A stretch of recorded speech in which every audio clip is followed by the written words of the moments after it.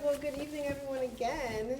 So what I didn't realize is when I give ideas to Chris and Kate that they say, okay, then you can run with it. So I'm here today to lead a panel discussion on essentially securing a commercial space, all the things you need to know from beginning to end, from your concept, finding the space, what works best for your business, leading up through reviewing a lease and, negotiating and moving out to building out, and then, thinking about long-term growth, what works best for that as well.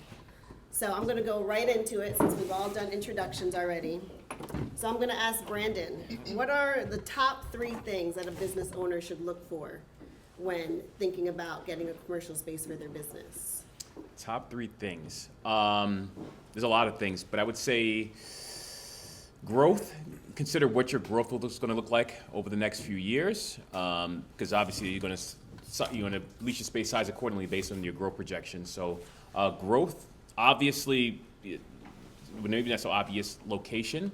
There's a lot of options to consider, and I would say, give me something. Price. Yes, price. Yes, your budget and what your budget is, because if you haven't leased in a fair amount of time, you'll be surprised how good or not so good new lease rates are, depending on where you plan to relocate to, and things along those lines. So, yeah. Now, to the contrary, what do you think some of the top mistakes are that you found? Planning too late in the game. A lot of times I've seen businesses who have leases that they have a notice of, say, 6 months to give the landlord a heads up, and they're 3 months before lease is up, and it's too late, and now they're scrambling and trying to renegotiate with the owner, things along those lines. Another mistake I would say is, a lot of it is due to being late. On the spot now. Let's see. Give me another one. Parking. Mistakes. Not understanding all the costs that go. And it's not just about your base rent, but also. Yeah, I would say not using a broker, and doing it themselves, because there's a lot of intricacy, a lot of complexities with the lease. And if you're not understanding of a lease and you're just kind of, putting it through ChatGPT, or again, not understanding what your growth projections are, things that are specific to your business, you could get caught up and put yourself into a bad lease that doesn't really benefit yourself. You may not have included options for renewals or things along those lines that may be beneficial to you, and the lease may be more beneficial towards the landlord and put you in a bad situation when it's time to re-up, in a few years. And the third, I would, I'll leave it at that, because, yeah. No, I think that's good. I'm going to piggyback off of what you said, because even as a realtor, I primarily work with residential. So even as a realtor, I know nothing about commercial. Even getting a commercial space, I knew nothing about commercial. So I still rely on Brandon and other commercial realtors to assist me with that process, because it's a different beast. So I would strongly encourage anyone who's going to be looking for a commercial space to use a professional where they're doing this day in and day out, because there's so many pieces of it that you're just not aware of if you're not dealing with it on a regular basis. Yeah. So really good points. Now, Lauren, I really want people to understand the benefit of working with economic development as far as, getting out there, finding a space, because there's a lot of spaces that we don't see online. They're not necessarily on Zillow or, the normal sites that people go to. So if you can just provide some background on what you provide within your area and how it benefits business owners who are looking for a space. Sure. So I would say that coming to economic development, first of all, you'd have to know that we existed and what is it that we do again? One of the things is to help you find a location. So if you're stuck, maybe you don't hook up with the realtor and you're trying to do this on your own and you're trying to find a space and you're just looking, you're seeing signs in the window. I would say if you come to us, we'd be able to take a look at CoStar. We have a subscription to CoStar, which is a platform where we can look at real estate availabilities. We also have relationships with property managers and people who run the, who you're going to meet with to form the leases and everything.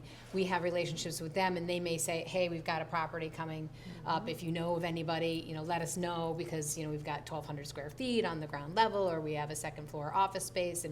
And if we get a request like we just did today for less than 500 square feet, we're like, okay, well, we'll look, but there's really not a whole lot there.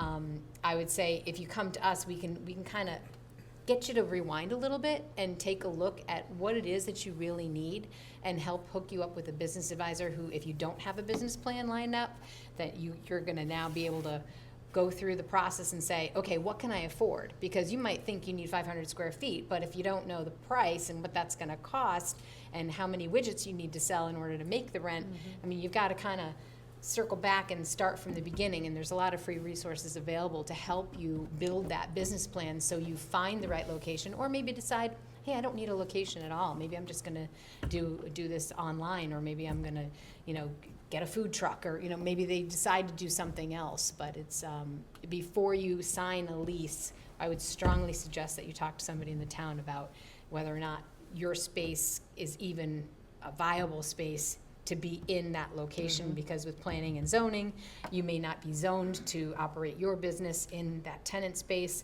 If you go into a tenant space that you're personal services and it used to be retail, or if it's a change of use, you might have to bring everything up to ADA compliance, and there might be, cost prohibitive measures that you have to take in order to be able to operate that space. Maybe you have clientele that need to come in and you don't have enough parking available, and you're not gonna know that until we can take a look at it, have planning and zoning look at it and say, yeah, that's not gonna be adequate parking for your business. So there's a lot of things to consider before you sign a lease.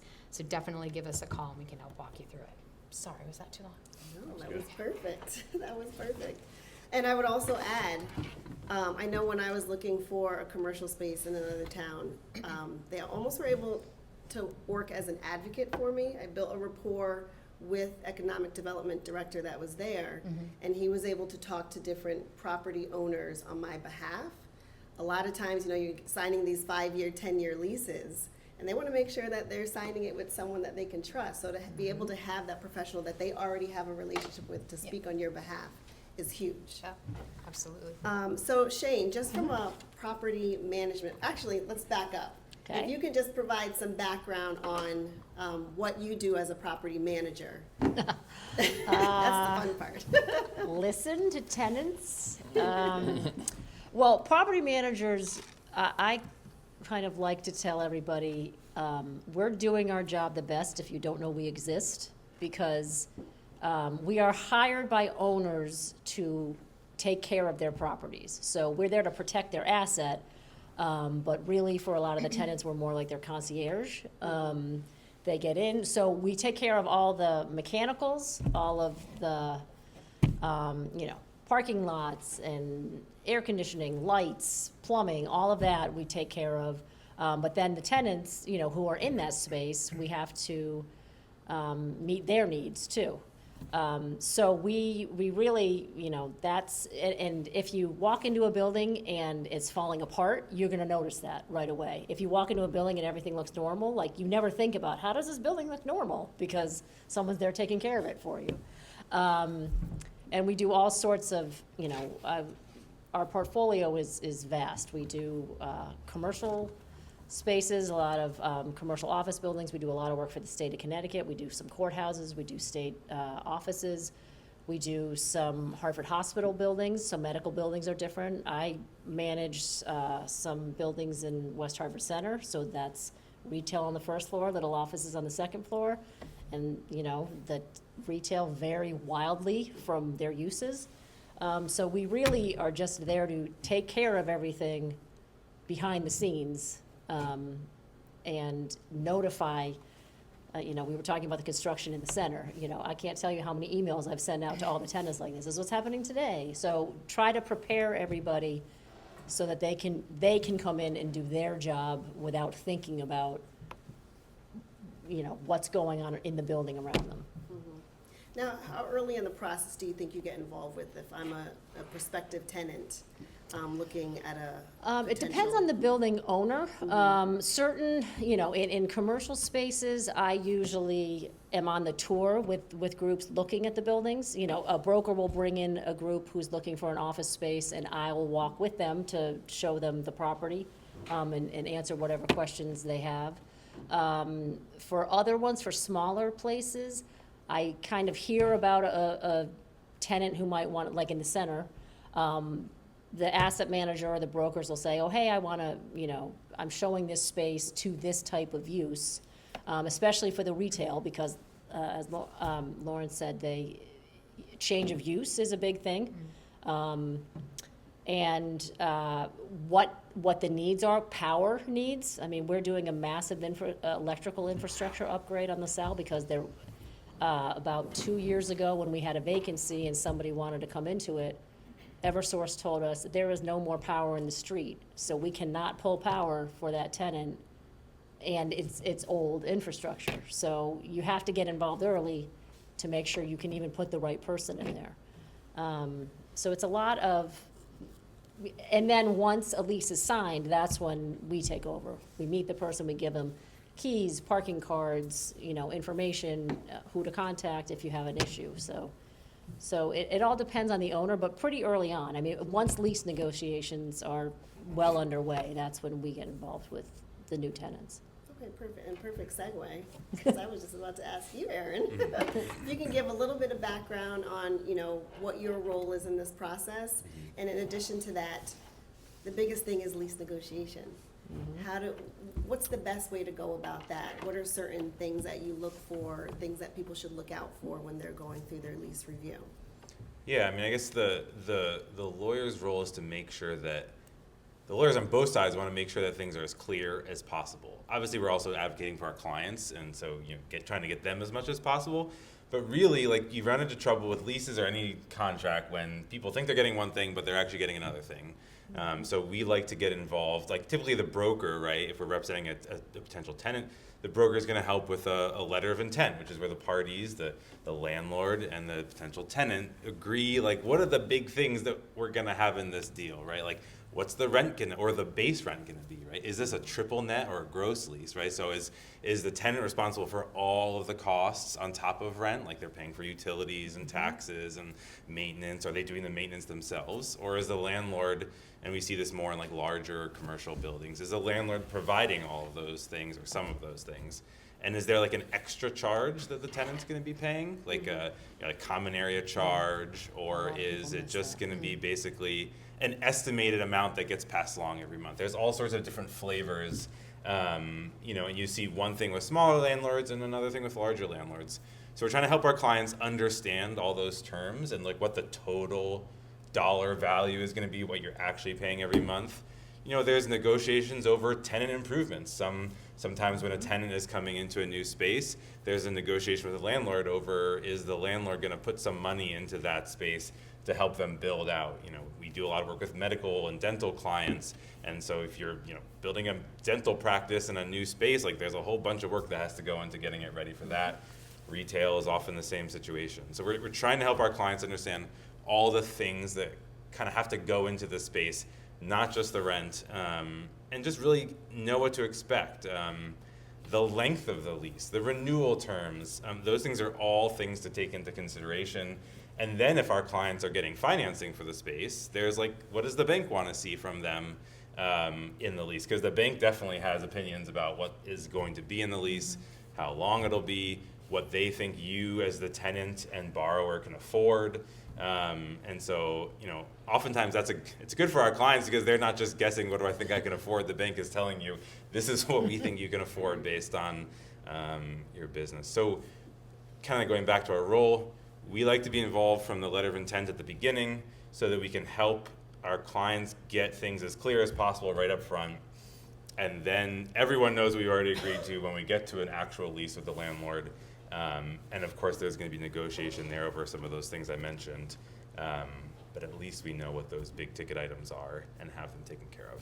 And just very briefly, letter of intent, if you could break that down. Yeah, letter of intent is just it's an agreement to agree. So it's like I come to the landlord and I say, I want your space. What will you give it to me for? And like, what are the terms? What do I have to pay for it? And so we just can take basically a glorified bulleted list of like rent, the length of the term, other expenses, who's paying for them, what are the renewal terms, what are the rules, like who can occupy this space. And if we can't even agree on those basic bullets, then there's no point in paying lawyers to draft up a contract for you. And so we sign the letter, everybody signs the letter of intent, but it's not usually binding. And so once we know we can agree on those basic items, then we'll proceed to an actual lease, and the landlord's like, okay, now it's worth me paying a lawyer to draft up a lease to give to you. And then, and this question's for either one of you. What do you think most business owners overlook when they're going through this process? CAM. When it comes to the lease? CAM charges. CAM. Yeah. Common area maintenance charges, because CAM charges, common area maintenance charges. In a building that includes, restrooms and hallways and snow removal, parking area, sometimes trash, depending on the building. So it's, in a lot of leases, there's the big paragraphs, your rent, your this, your that, the landlord is responsible for this, the tenant's responsible for this, and then there's usually a sentence kind of at the bottom. It talks about common area maintenance and whose responsibilities are what, and then there's usually a sentence that has a fraction in there, or a number, which is a percentage of what you pay, and it's based upon your size within the larger building. So if a building's 300,000 square feet and you have 6,000 square feet, you do the math and you're responsible for some of those charges, your percentage of that. And most people just either don't understand it or don't even know, because they just overlook it. They're like, oh, there's this number here at the end of this paragraph. And then once a year, you do a true up and say, this is what we actually spent on operating expenses. Your percentage of that is this, and they bill it, usually monthly. Some tenants like to pay it in one lump sum, but it's usually a monthly fee, and that varies every year based on what your common area expenses were. So I think most people either don't understand it or don't look at it, and then when we send them the true-up letter, what is this? What is this money? Why do I have to pay this? And so it's, you want to be educated on that before you step into something, so that you can budget for it. You need to know how much money you can afford to be in a leased space. And you can also find out if. Oh, yeah, they'll give you an what the- estimate. what the It's number not, is. yes. They will give you an estimate, they'll tell you what it is currently. You're not walking in blind, but a lot of people don't realize, depending on the type of lease you have, there might be an extra charge on top of your rent. I would say depending on the property owner, because not all of them Oh, yeah, will be that it's totally forthcoming. different. Well, that's another, Hope so, but, overlooked yeah. stuff. It's also, I think that, you have to think about who your landlord is too. Like, Yes. you're getting a very different product depending on, are you going with a big commercial landlord? Like, you're getting one thing there, right? Your lease is gonna be way more ironclad, but the flip side is they're professionals, right? So they're not trying to hide things generally. They're not trying to, the lease is not going to be unclear. And so you can take a look at that and say, I know exactly what I'm getting here. If you have a smaller landlord, maybe not as much a professional, you're gonna get what looks like maybe a more friendly lease, but sometimes there's just a lot of ambiguity there, and so you're left asking, well, how do you actually do things in practice here? Can we get some of that in writing? Because I'm not really satisfied with, it's a handshake deal that, oh yeah, they say they're gonna take care of the trash, but it doesn't say it here in writing. So that's the other thing, think about who the landlord is, because you're gonna get a different product in the writing and potentially in the service of the property, depending on who you're renting from.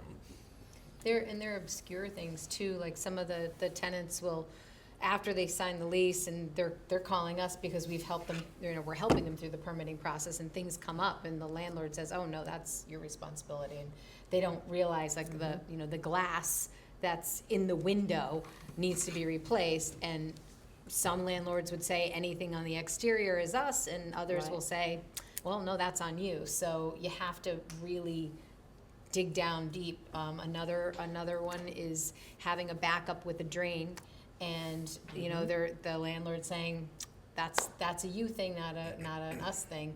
Other people don't realize they have to do HVAC maintenance, that they're required to do the maintenance on the HVAC for their unit, because they didn't go through. So don't just sign it, ask the professionals to help you figure out what all of your expenses are. It's so important, including CAM charges, because it really makes a difference to your bottom line, because then they're calling us saying, I don't know how I'm gonna pay my rent, it's scary. Yeah.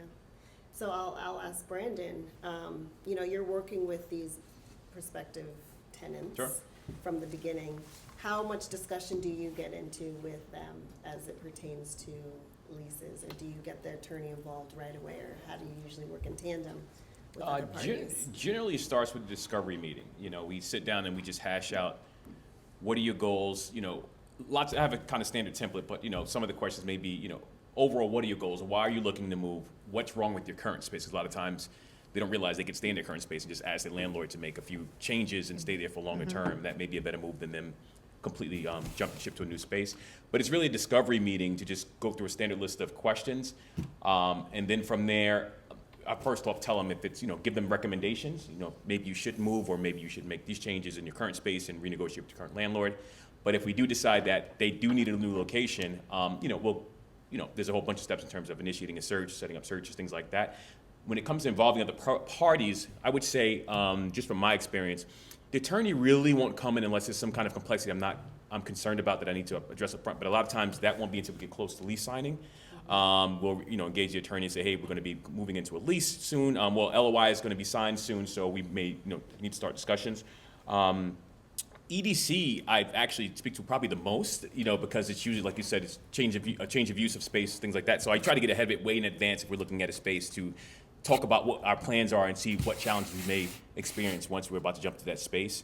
And then if they say, hey, you're clear, or you're going to have to do a, you know, change of use, like example, I'm working with a client in Hartford with a abatement company. The space is currently zoned for, I don't know, distribution, but he's going to use it for an office warehouse, so we have to do a rezoning of that. So that's something we got ahead of through our discovery and contacting EDC and things like that. So a lot of it is discovery, and, you know, really up to the point of LOI is when we start to engage the other parties. And again, LOI is not a contract, so we're relatively safe before that point. Before we, you know, once you start involving attorneys and building costs, that's where you start to, if you're not prepared, you may get in trouble. Yeah. But yeah. Yeah, so there's a lot of costs involved when it comes to getting a commercial space, and I know we all briefly touched on build-outs. What would you say as far as negotiating that process? How often do you find that property owners will take on some expense with build-out or provide an allowance towards a build-out? Are there certain aspects of the building, whether it's just maybe we'll handle HVAC and you handle everything else? What are you seeing, like what's the trend right now? We see a variety. I'm definitely seeing like build outs in some of the like larger buildings. If they're wanting to get like a certain type of tenant in there or like update a space. I think it probably depends, and you can have more insight than I do on like what the landlord's vision is for the building and for the space, and is it an investment that is worth them making. Sometimes we see like actual tenant allowance, like tenant improvement, where they will give a certain amount to spend down. Oftentimes it's you must hit, like your contractor has to show that they've hit certain benchmarks before the money will go out for more spending. Other times, if the landlord's not willing to do that, they'll do like a rent credit for a certain. I've got a client right now they're not doing actual allowance, but they're doing 18 months of 50% rent. And so that is something that is making it easier for the lender to come in and feel comfortable with this, not having any cash flow coming in for the build out period of time. So there's stuff that's happening across the board. I do think it probably depends on what the landlord's vision is for the space and whether they think this is a good long-term investment for them or not. Okay. It varies wildly. After COVID, when a lot of the commercial office buildings, all the space retracted, everyone had these large offices, couple floors, and then they had nobody coming into the office. So they shrunk down to really small offices. So either companies or building owners were spending a lot of money in TI to get people back into the office and offering amenities, and we'll feed you meals, and we'll give you, ping pong tables and whatever else to entice people to come back downtown. That has, they don't need that as much anymore, but smaller ones will, depending on what type of business you have and how they think it will enhance their vision. It could be across the board. It could be $10 a square foot. It could be 50, 60, depending on what it is. Or you do get a lot of this is X, we'll give you $100,000, do what you want with it, or the free rent periods. It really depends on your financial situation and what the owners need to fill that space. Now, how involved, or if at all any, do you get with, like the town of, certain towns offer grants? How involved would you get with that? Do you suggest any if you're finding that prospective tenants are having issues with budgeting for a build-out? We would direct them to Yeah. places, these are the resources you can contact, but we're not typically contacting for them. Right. But, yeah, I mean, there's lots. There's, someone mentioned the Green Bank, that, that's a resource for people. Small business loans, Hartford did the Heart Lift, the town, everybody has a different type of incentive to try to get small businesses, into offices or into spaces so that they can thrive. West Hartford does a great job trying to, lift up businesses to get people Yeah. into spaces. Now, so this is for Lauren. How involved do you get in situations where, okay, someone's moved in, everything started out great, and then it starts going downhill? I'm sure you all have experienced this before. Oh, of course. No. How involved do you get? Because I know you have pretty good relationships with several commercial property owners. Do you act as advocate at all with any of these, in any of these situations? There have been a couple of situations where people have wanted to, they did the LOI, they signed the lease, they started paying rent, and then they stopped paying rent because the landlord didn't do their part to bring the site to compliance. So sometimes what's called a site plan, which is anything that's on the outside of the property. It could be, striping of the parking spaces, it could be landscaping, it could, whatever improvements to the spaces, dumpster enclosures that have to be done, that the town is saying, okay, we're not gonna let anybody else in one of your spaces until you comply. So sometimes the tenants bypass us altogether. They're already in the space, they've signed the lease, and now they're calling us saying, well, now what do I do? Like, I can't get my CO to open because the landlord hasn't finished what they're doing. So we do referrals and try to connect them with resources to help them negotiate. And we always recommend, speak to a professional and try to get yourself out of it, because if the landlord isn't holding up their end of the bargain and you have to start paying rent, in both cases, they stopped paying rent and they were both able to get out of their contracts by, advising with a professional, so. And Lauren knows why I asked this question, because Yep. I've dealt with this Yep. personally. Yep. So from a legal standpoint, I hear that you said that people stopped paying rent, but from a legal standpoint, how realistic is it that there wouldn't be any recourse with someone just not paying rent for situations like that? Like they don't have building code, for example. Yeah, I mean, this is a negotiated thing in any contract, right? Like, landlords do not typically want to craft their leases in such a way where there are very narrow circumstances under which you can't pay rent. We negotiate what happens if there's 50% destruction of your property, 100% destruction of your property. I'll say, like, the majority of leases that I see don't have a lot of, like, wiggle room around, like, the delivery of a lot of those things that we're talking about, like the outside area. There's, probably retail contracts and certain other things will include some more specifics in there, but a lot of the time you're not going to see automatically a lot of terms that say, like, if this thing outside of your rented area is not done XYZ way, you can break this or stop paying rent. And that would be something that I think a lot of landlords would really fight tooth and nail. Obviously, the bigger of a tenant you are, the bigger of a business, the more pull, your anchor tenant in whatever spot is going to have a lot more pull than just like your mom and pop, your little law firm in one of 20 people in a building.